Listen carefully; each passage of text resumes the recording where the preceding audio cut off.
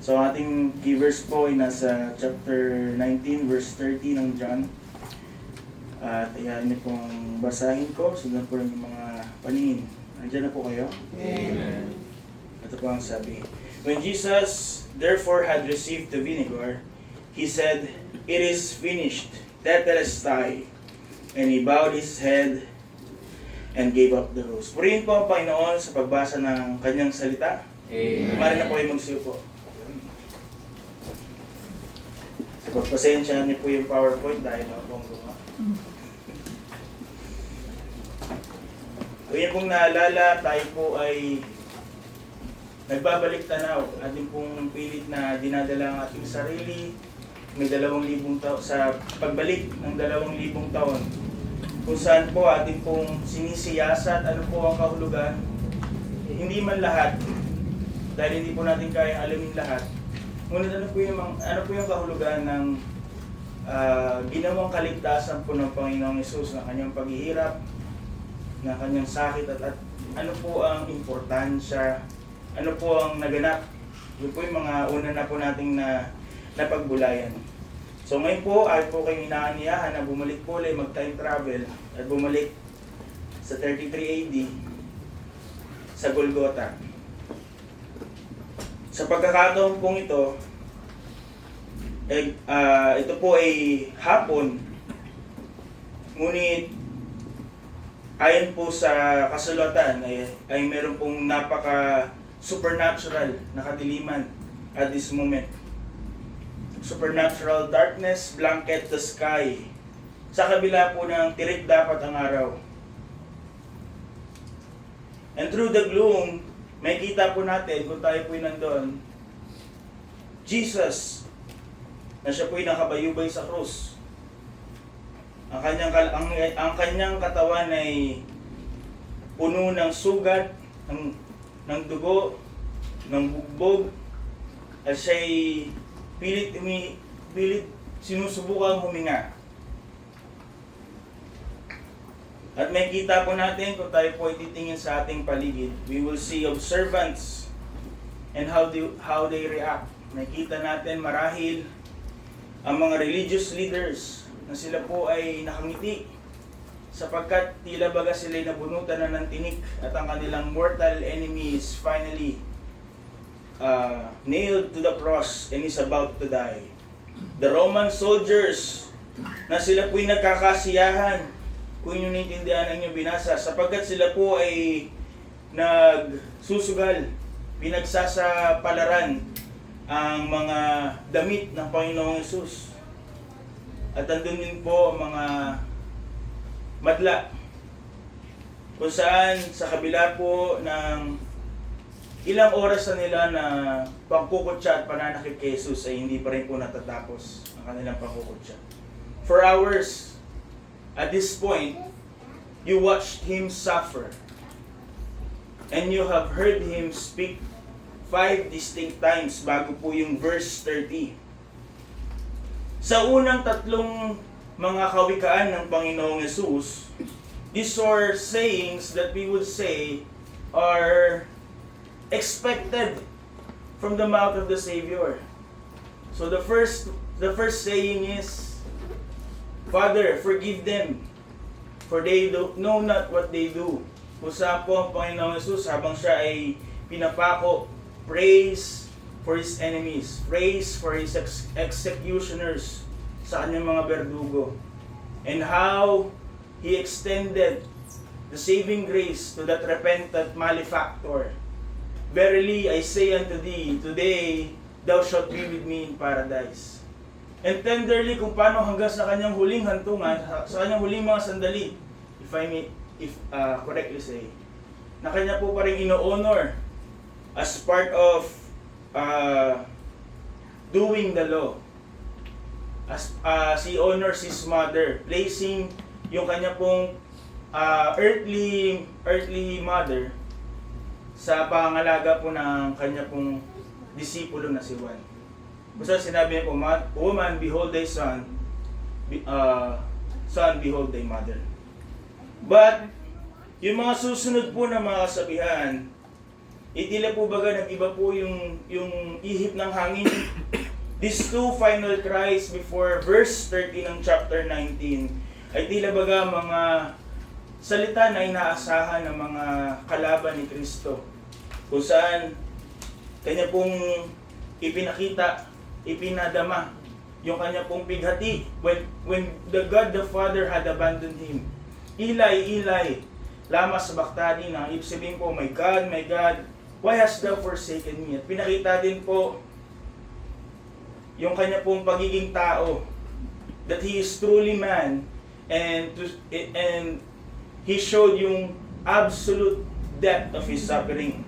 Kung saan kanya pong sinabi, I thirst. Nang narinig po ito ng mga kaaway niya, marahil sila po ay nagpupunyagi, lalong ngumiti ang mga nakangiti, lalong nagtatawanan ang mga nagtatawanan. For they are expecting the predictable end ng mga tao na ipinako sa krus. Ito po ay pag-surrender. Ito po ay pagsuko. Ito po ay pagkatalo. They were waiting for Him to say a whisper of defeat. I am finished.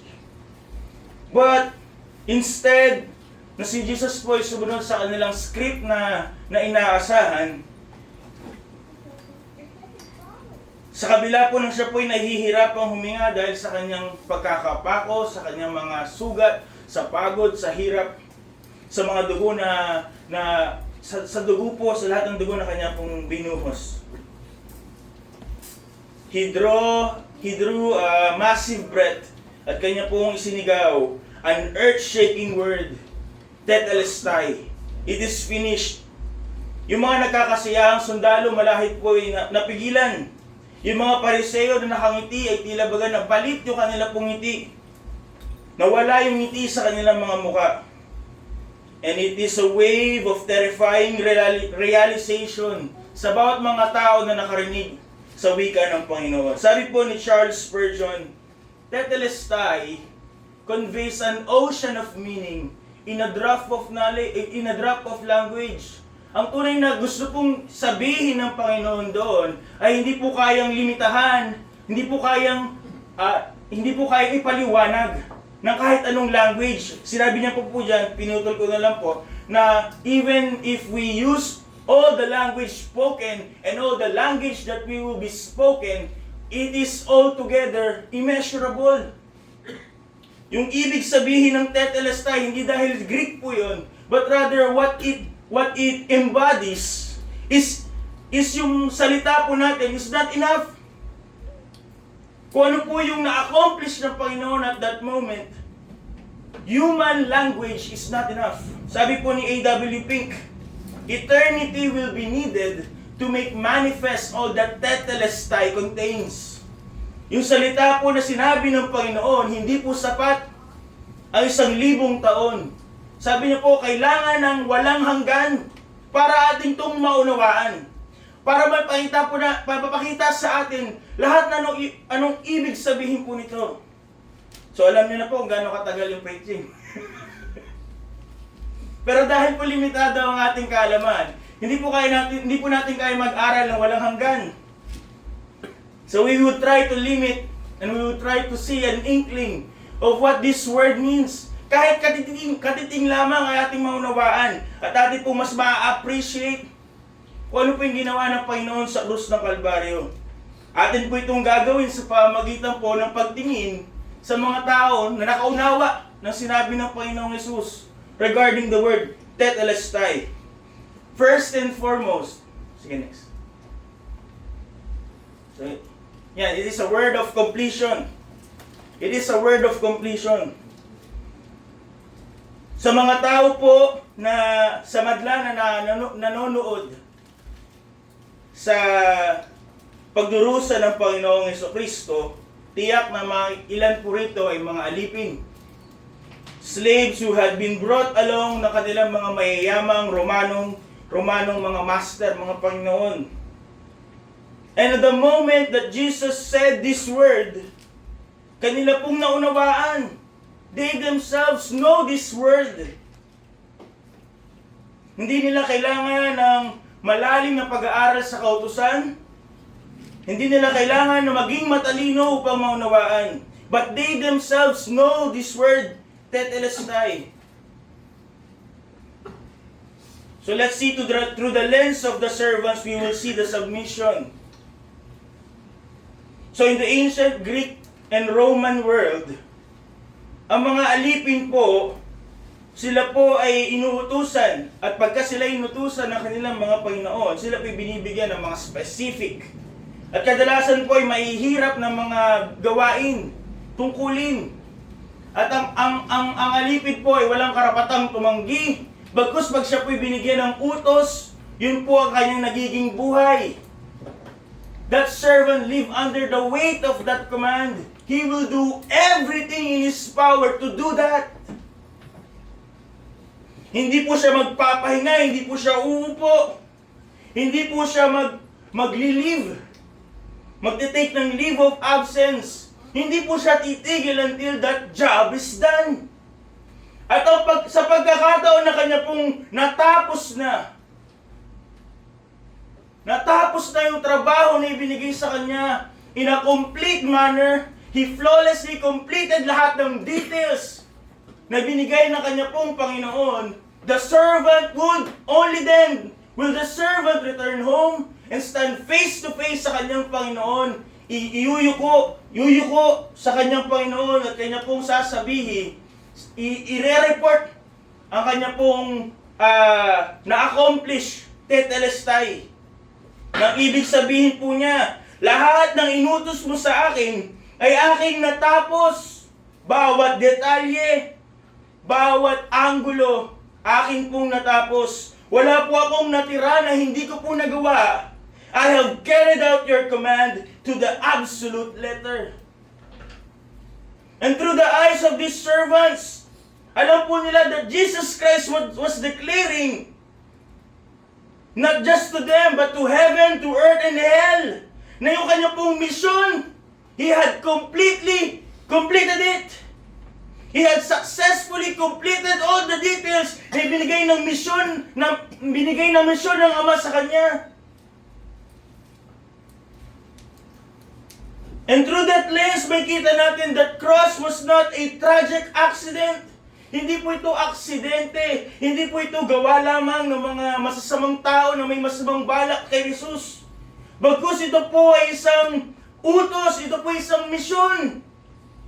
Even when he was young, alam niyo po kung ano po yung kanyang misyon. To do his Father's work. The night before na siya po ay this very moment na siya po ay mababayubay na sa krus, he looked up in heaven and prayed in John 17 verse 4, I have glorified thee on the earth, I have finished the work which thou hast gavest to me. And though, katulad niya po na sinabi natin, ito po ay ang pinakamasahol na ginawa ng tao in all history of mankind.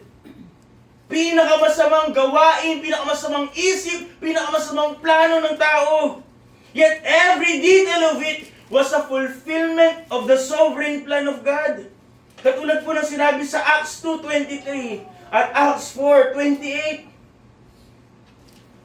Pinagkaisahan si Kristo, but it was His mission to die on the cross. He was delivered. Sabi po sa Acts, He was delivered hindi ng mga taong ito and their evil intentions, but He was delivered by the determinate counsel and foreknowledge of God. So the moment that when the Lord Jesus Christ shouted, Tetelestai, alam ng mga alipin, they knew exactly what He meant. Ang ibig sabihin nun ay absolute completion. Na yung utos, yung mission ng Panginoong Jesus that was assigned to Him was totally and perfectly finished. Kumpleto. But not only that, hindi lang mga alipin ang nasa paligid ng Panginoong Jesus at that time. If we look around, imagining we're still there, we will see included in the sea of spectators, the scribes and the Pharisees, ang mga skriba at ang mga Pariseo, who would have been smirking, who would have been laughing before this very saying. And when they heard the word tetelestai, sila po yung mga namutla. Yung ngiti sa kanilang labi nabura.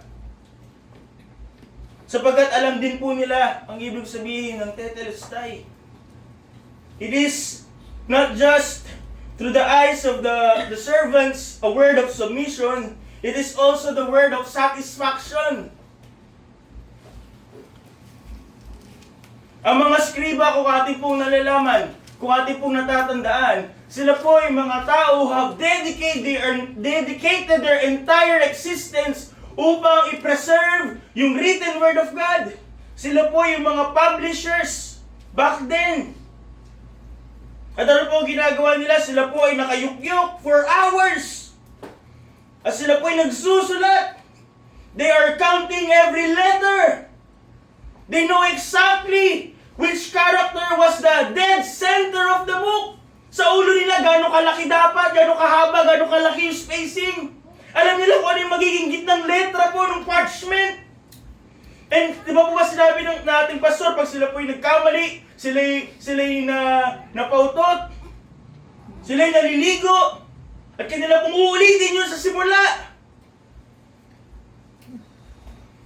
Even a single mistake, kahit pa uso siguro po ng snowflake o correction fluid, hindi pa rin po nila yung gagamitin. Even a single mistake, kahit na bumalugtot lamang ng onti yung kanila pong sulat, o kaya naman po nawalan lang ng tinta yung kanila pong panulat, kanila na pong itatapon sa apoy the whole scroll. But when the scribe finished a scroll, at kanya pong napatunayan that all that is written therein are true, walang mali, every spacing, every character, everything is right, walang error from beginning to end. He would look at his completed work, at kanya pong sasabihin, tetelestai, na ang ibig sabihin, it is perfect, it is complete. Think about the Pharisees. Hindi po ba't kilala natin ang mga Pariseo bilang mga mapag-imbabaw? But the real reason behind this is their desire. Gusto po nila, they have the obsession of keeping the law of God. And they spend every waking hour upang magmanufacture ng mga traditions, mga gawain. And their desperate longing is that for one day, kanila pong pwedeng sabihin, tetelestai. Nang ibig sabihin po, pag sinabi nila yon, but no Pharisee ever said that. Na pag sinabi nila yon, kanilang nasunod ang buong kautusan. It is a personal declaration. They're longing for that personal declaration that would say they have satisfied the holy standards of God through their own efforts. Ngunit ito po ang trahedya of human history, sapagkat walang taong kayang gumawa nun. Walang taong kayang sumunod, pumantay sa pamantayan ng Diyos. The law was given by God, therefore the law is holy, just, and good. Because it is the perfect reflection ng perfect character of God. And no one would dare say that they have perfectly followed it. Not even these lawyers, the Pharisees, who were experts in the law, they will not dare say tetelestai. But they just heard. Yung tao na kanilang kinamumuhian just said the word they long to say. Tetelestai. Because God is holy. Ang kanya pong kautusan ay hindi po pwedeng balugtutin. Hindi po pwedeng makipagkompromiso ang Diyos. At upang to truly honor, to truly fulfill the law, one must obey it perfectly in thought, in word, and in deed. And what is the human tragedy? Is that we broke the law at every turn. Sa lahat ng pagkakataon na pwede nating gawin, tayo po ay sumasalangsang sa kautusan ng Diyos. And with this human failure comes the sovereign opportunity sa kanyang perpektong awa, biyaya at pagmamahal. In His perfect time, sabi po sa Galatians 4:4-5. Basa niyo po ba? Pakibasa po. Reading begins. When the fullness of the time was come, God sent forth His Son, made of a woman, made under the law, to redeem them that are under the law, that we might receive the adoption of sons. Ano po ang sabi dito ni Apostol Pablo? In God's perfect grace, sa kabila po ng ating trahedya, sa kabila po ng this human tragedy, in God's perfect grace, perfect love, and perfect mercy, at the exact fullness of time, at His perfect time, ang Panginoong Hesus po had walked this earth as a man like us, facing every temptation like us, yet remained entirely without sin. He remained perfect. Ngunit hindi po natatapos doon yung kanyang misyon. He had fulfilled the law, but His mission is to take our transgressions upon Himself. Not just the perfect life that He lived. Ano po sabi sa John 3:16? For God so loved the world that He gave His only Son. And that giving means to offer Him as a substitute, katulad po ng ating napag-aralan last time. Not every person marahil po ay pwedeng akuin ng kasalanan mo. But not every person can fulfill the demands of God's justice.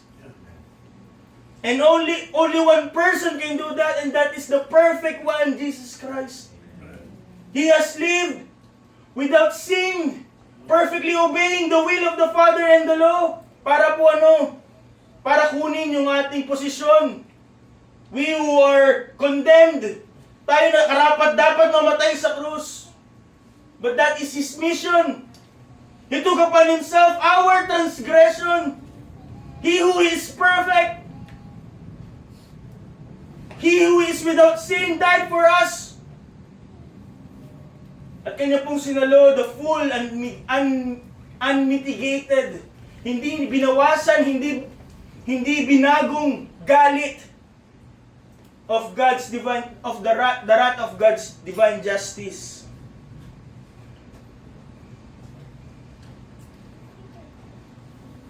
Kaya nga po lahat ng mga nananampalataya sa Panginoong Hesus can declare Galatians 3:13. Christ had redeemed us from the curse of the law, being made a curse for us. For it is written, cursed is everyone that hangeth on a tree. And through eyes ng mga religious elite na to, in the eyes of the scribes, in the eyes of the Pharisees, when Jesus shouted, Tetelestai, alam nila anong ibig sabihin ng Panginoon? It is a word of absolute completion. The law had been perfectly obeyed. Its penalties were entirely exhausted, and the demands were forever satisfied. Ang kautusan ng Diyos ay nasunod ng buo at walang kulang. Yung mga demand dahil sa mga kasalanan have been paid. It is complete. When they heard the word Tetelestai, they knew it is not a word from someone who is losing, who is giving up, but it's the word of completion. The word of someone whose mission is complete. Next, we see this word also is a word of conquest.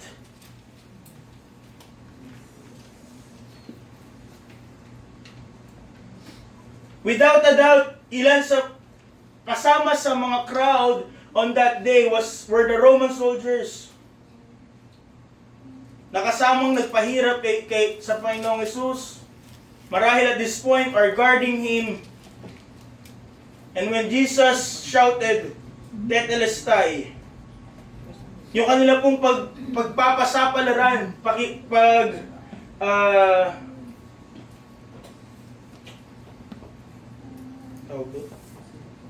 yung kanila pong pagsusugal para po sa damit ng Panginoong Yesus have stopped. And they look at each other marahil po in total disbelief. Sapagkat these soldiers know what this word mean. They knew that this is a word of subjugation. Sa mga pagkakataon po ng mga Romano, ang mga sundalong Romano were instructed upang sila po ay makipagdigma against marahil rebellious nations o kaya naman po yung mga bayan, mga kaharian na nais silang kubkubin. The battle would rage for hours or days with terrifying violence. At pagka po ang depensa ng kalaban po ay nasira na at sila po ay nakapasok na at kanila po naitayo na ang bandera ng Roma sa kanila pong sa tuktok ng kastilyo ng kalaban. When they were sure that victory was absolute, ang mga Romanong sundalo pong ito will march back sa kanila pong kampo. Dala-dala yung kanila pong mga samsam ng mga kayamanan mula po sa kanila pong dinigmang bayan o dinigmang kaharian. At hindi lamang po yun, they got them, that they were dragging with them captives, the prisoners of war, ng natalo pong bayan, natalong bansa. And they would shout with one voice, Tetelestai! Na ang ibig po nilang sabihin, the battle is fought. Marahil mahirap yung laban, ngunit natalo, nagapi ang kalaban, completely, entirely. Dinurog nila yung kalaban at hindi na kayang lumaban pa. The victory is won and we're bringing home spoils. And they were not expecting that word from Jesus Christ. In the eyes of people at marahil po, in the eyes of Satan and his demonic forces, this moment looked like the undeniable triumph of darkness. Marahil sa tingin nila, talo si Kristo. Hindi talo ang Diyos, hindi natupad ang plano ng Diyos, marahil ang pag-aakala ni Satanas. Ngunit ang katotohanan po, ito po yung kanya pong pagbagsak. It is not Christ's defeat, but rather Satan's ultimate and final defeat. Si Kristo ang mukhang talunan, but Christ shouted in victory, Tetelestai, and Satan knew yung kanya pong destinasyon, yung kanya pong pagkatalo is sure.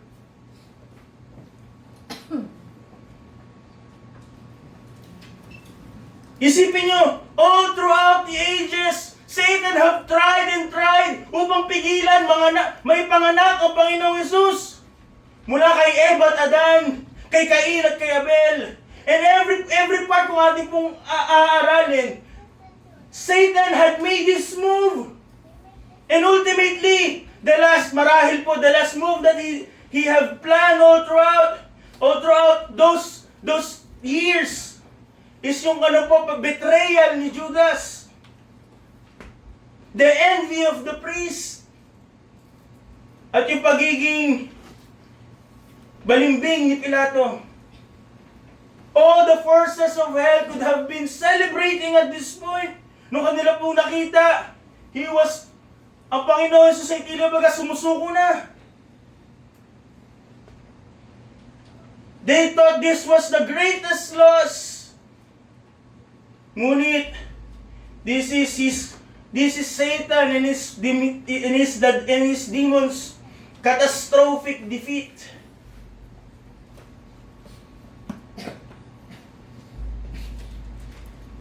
And then we will realize, kung hindi pa po natin nauunawaan, that the wisdom of God is unmatched. Sa lahat ng move ni Satan, God had already planned it out. And He was leading him to what His will is. What looked like Satan's finest hour is actually Satan's catastrophic demolition.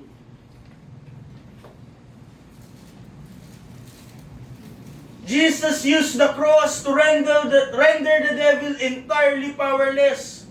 Katulad po ng kanyang prophecy days before ng kanyang pong actual death at the cross in John 12:31. Jesus Christ declared that now is the judgment of this world, and now shall the prince of this world be cast out. Ginamit ni Satanas ang kanya pong ultimate weapon. Ano po yun? Death. And that, kanya pong paniniwala is that it would destroy the Savior. Instead, ano po ang nangyari? Jesus entered the grave voluntarily. Hindi siya pwedeng mapatay eh. Sapagkat He is sinless. He had to give up His life voluntarily. And when He gave His life voluntarily, lahat ng authority ni Satanas was stripped out from Him. Sabi po sa Hebrews 2:14, for as much then as the children are partakers of flesh and blood, He also Himself likewise took part of the same, that through death, the ultimate weapon of Satan, He might destroy him who had the power of death. At sino po yun? The devil. He thought he outwitted God, but God had overruled evil for good. He had used yung ultimate power ni Satan against him to take away the power of death from him. Ano po ang final verdict? When Christ shouted, Tetelestai, Satan no longer holds the power over those who trust in Christ. That's why the resurrected Savior can confidently say in Matthew 28 verse 18, all power, hindi some power, hindi most power, hindi almost all, but the resurrected Christ declared, all power, lahat, is given unto Him in heaven and in earth. As sa pamamagitan po with this triumphant shout, Tetelestai, sabi sa Colossians 1:13, God had delivered us from power of darkness and had translated us into the kingdom of His dear Son. At ang Panginoon po had fulfilled the exact purpose for which, sabi po, sa 1 John 3:8, the Son of God was manifested. Ano po ang kanyang pong purpose? That He might destroy the works of the devil.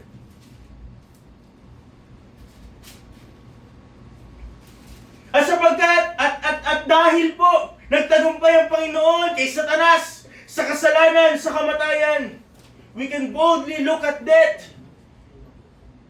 And we can declare, katulad po ng declaration ni Apostol Pablo in 1 Corinthians 15, verses 55 to 57. Sarah po, reading begins. O death, where is thy sting? O grave, where is thy victory? The sting of death is sin, and the strength of sin is the law. But thanks be to God, which giveth us the victory through our Lord Jesus Christ. Is this how we live? Or are we still fearing death? Ano raw po ang death? Sabi ng Apostol Pablo, it is to be with the Savior. But ilang oras, ilang pagkakataon yung inuubos natin for our health, over God's ministry, over God's service.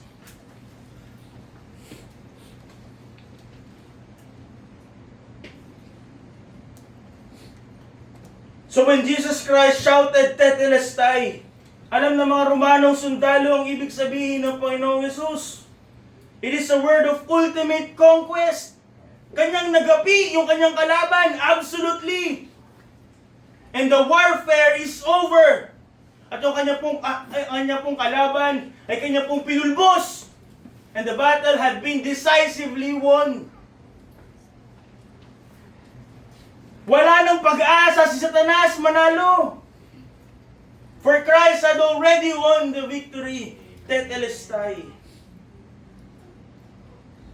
And lastly, mga kapatid, a word of clearance. Tetelestai is a word of clearance.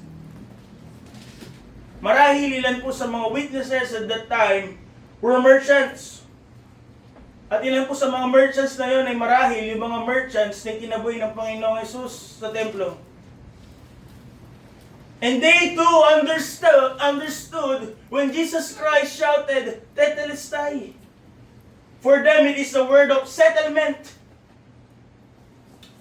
In ancient marketplace, pag ang tao po ay bumili of any good or of any service, ang nagtitinda o ang businessman, the merchant, ay magkikip po ng talaan ng utang, ledger of accounts.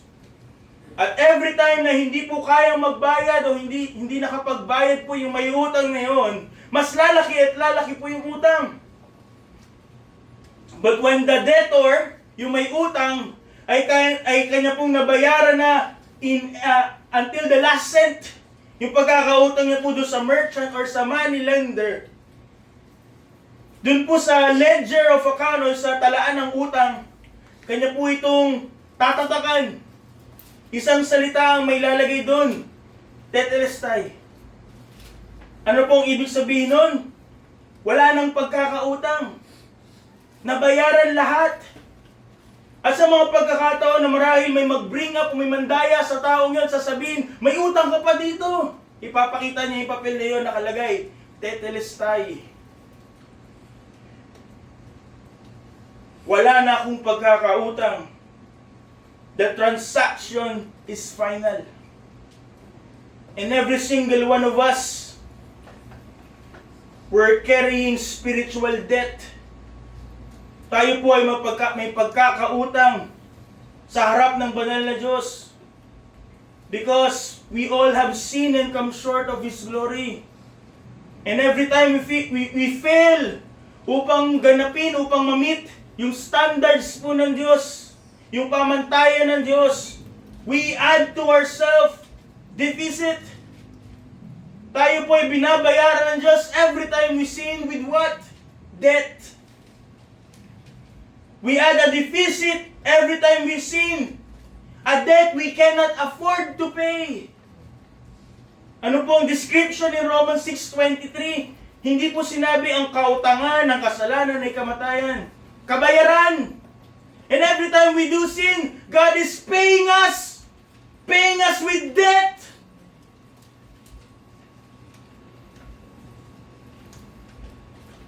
And this is among the tragedy of many tragedies in human history, kung saan ang tao is trying to balance this ledger by himself. Yung listahan ng pagkakautang ay kanya pong sinusubukang bayaran sa pamamagitan ng kanyang sariling kakayahan. Man thought religion or rituals or good works can balance this ledger.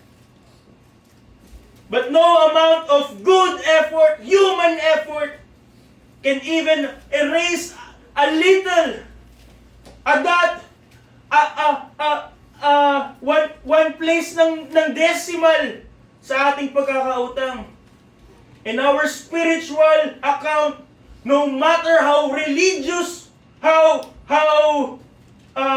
mapagbigay ka, how many good works na kayong ginagawa, no matter how many efforts we do, our account remains deeply in red. Namamaga na pagkakautang. And our only hope, mga kapatid, is a worthy Savior who can step forward to take that bankruptcy upon Himself and pay the price that we owe. At sasabihin ng Diyos na tayo may pagkakautang sa Kanya, Tetelestai, sapagkat nabayaran na. And lastly, surely among those people who are looking at the Lord Jesus Christ at this moment, standing near the cross ay ang mga saserdote na pinangungunahan po ng punong saserdote, si Caiaphas. And they too knew what this word mean. They knew that this word meant sufficiency. Sa bawat araw, ang mga saserdote po, ang kanila pong trabaho ay sa buong araw na yon will meticulously examine lahat po ng mga inaalay na hayop ng mga taong dumarating sa kanila upang mag-alay. Ang kanila pong gagawin, sisiguraduhin na walang kuntil, walang dumi, walang kapintasan.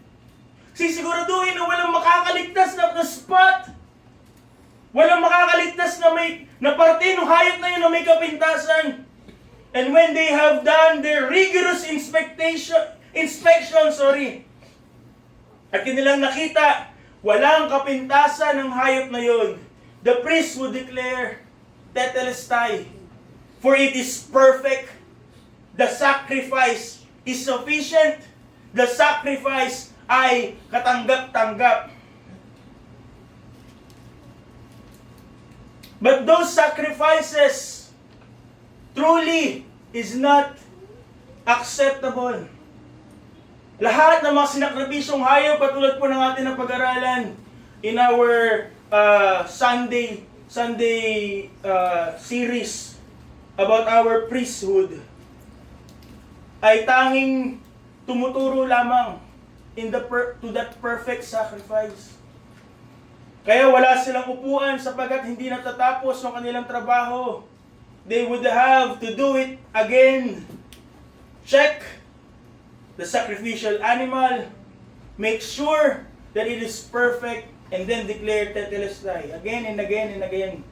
That is acceptable for sacrifice. Ngunit ang Panginoong Hesus po is the ultimate flawless lamb. He is the one who has been prophesied by John the Baptist, the Lamb which taketh away the sins of the world. Na siya po ay nilitis ni Pilato, tunay na nilitis. Ano po ang sa kanya? Ano po ang kanyang declaration? Ano po yung kanyang final verdict? I found no fault in Him. Kahit yung taong hukom had not found fault in Him. And ultimately, it is the Father who had declared Tetelestai to the Lord Jesus Christ in Matthew 3:17 and 17:5. Ano ba sabi ng Ama? He declared Jesus Christ as someone who he is well pleased. The Father Himself declared the perfection of the Lamb.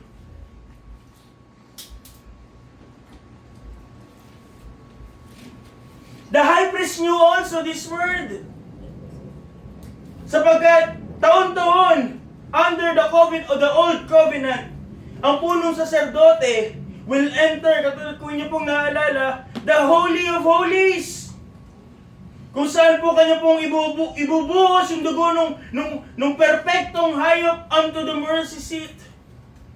And after he had performed the ritual perfectly, kanya pong naganap lahat ayon sa kautusan, he would declare, he would announce to the waiting crowd outside, to the waiting nation outside, Tetelestai, na ang katubusan ay kumpleto. Na ang dugo ay tinanggap, na ang kasalanan ay pinatawad. But those blood, again, could never permanently wash away anyone's sin. And that changed when Jesus Christ came. Hindi lamang po siya dumating bilang perpektong handog. He came as our high priest, kung saan kanya pong hinandog ang kanyang sarili as a perfect sacrifice.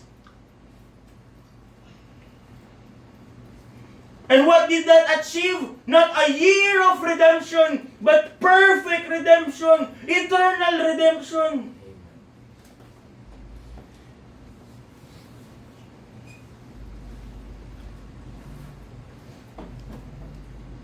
So when the Lord Jesus Christ shouted, Tetelestai, alam ng mga merchants, alam ng mga priest, alam ni Caiaphas, the high priest, exactly what it meant.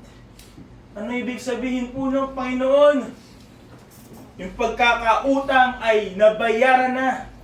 Wala nang natira, kailangang bayaran. The payment was entirely worthy and completely sufficient. Walang natitirang pagkakautang. In short, when they heard tetelestai,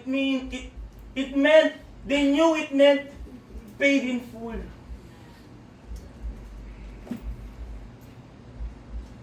So as we look back to Calvary, ating maririnig tetelestai, it is the shout, it is the success of the cross, na title po ng ating sermon tonight. The success of the cross, the victory of the cross, tetelestai. It is finished.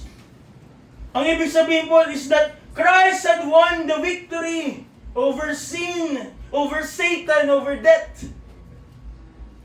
And every time we hear Satan whisper, naligtas ka ba?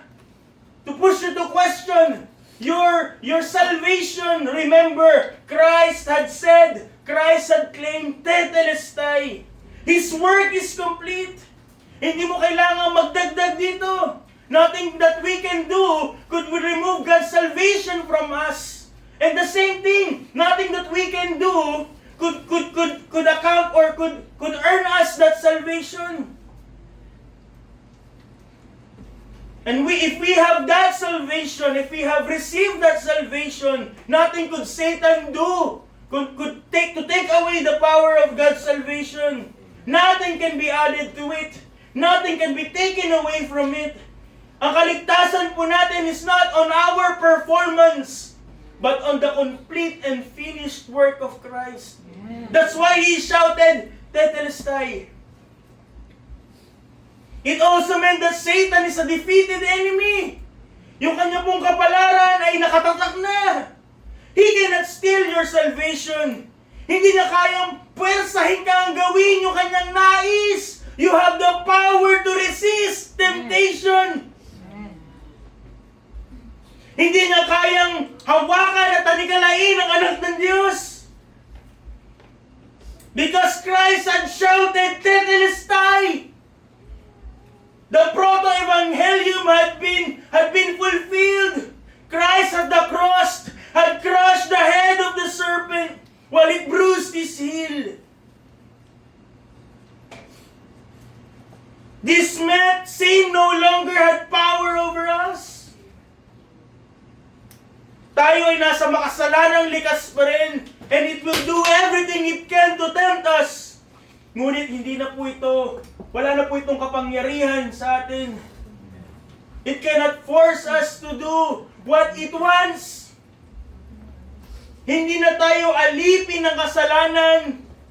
Binayaran ni Kristo. Tayo tinubos ni Kristo. Binayaran mula sa pagkatanikala sa kasalanan. He had shouted, tetelestai. For we have been set free, bought with a price, with the precious blood of Christ. We are set free not to live for ourselves, but for Him who died for us. And lastly, if we truly understand this word and the power of what Christ had accomplished at the cross, we would understand that death itself has lost its sting. Kaya yung ating mga ninunong Kristiyano, they do not fear persecution. They do not fear kung anong mangyayari sa kanilang buhay. For they know Christ had conquered death. So what if they die? They're gonna meet Christ. And they're gonna resurrect again.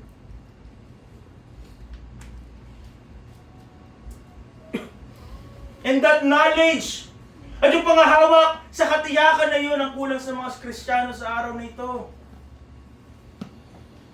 Ubulang sipon, hindi na tayo pupunta sa church. Bakit? Nag-aalala sa kalusugan.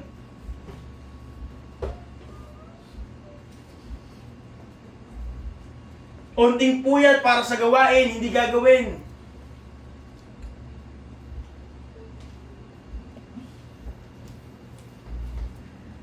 But Christ had won over death. That doesn't mean na hindi na magkakasakit. That doesn't mean na hindi na mamamatay. But Christ had won over death. Kaya walang makakapagsabi marahil sa atin, for us to live is Christ and to die is gain. Sapagkat we still fear death. But the truth is, death is a gateway for us to be with Christ. Kung tayo tunay na ligtas, ang kamatayan po ay pintuan papunta palapit sa Panginoong Hesus. To be with Him in spirit, in person. If Christ had won, mga kapatid, bakit merong mga mananampalatayang nabubuhay sa takot? Bakit may mga mananampalatayang nabubuhay na parang gapi, talunan? Bakit may mga mananampalatayang nagdududa on what Christ had already secured? Ang krus po ay hindi simbolo ng pagkatalo. It is heaven's declaration of triumph. It is the shout of victory when the Savior cried, Tetelestai. For He had settled forever the problem of sin, Satan, and death.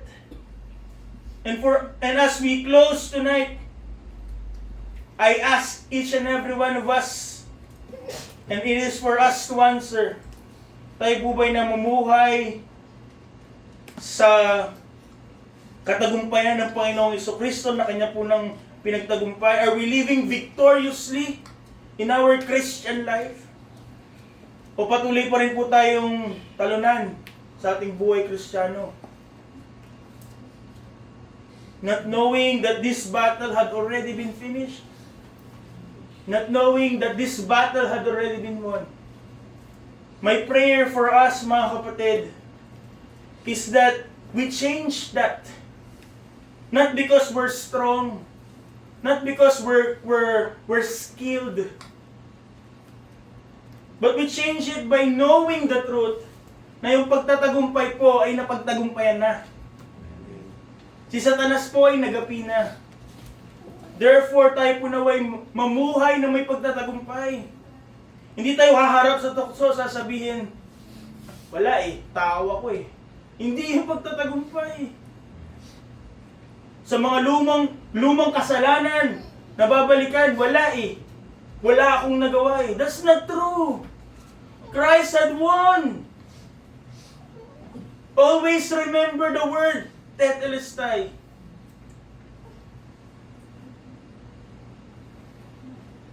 Sapagkat ang ginawa po ng Panginoong Hesus, though it looks like defeat, it is the symbol of victory. It is the symbol of lahat, everything that we have, we can accomplish, everything that we can have, everything that we can do, everything that we can experience is what Christ had accomplished in the cross. And there's no reason for any believer na mamuhay ng talunan. Mamuhay na hindi kayang manindigan. Mamuhay ng takot.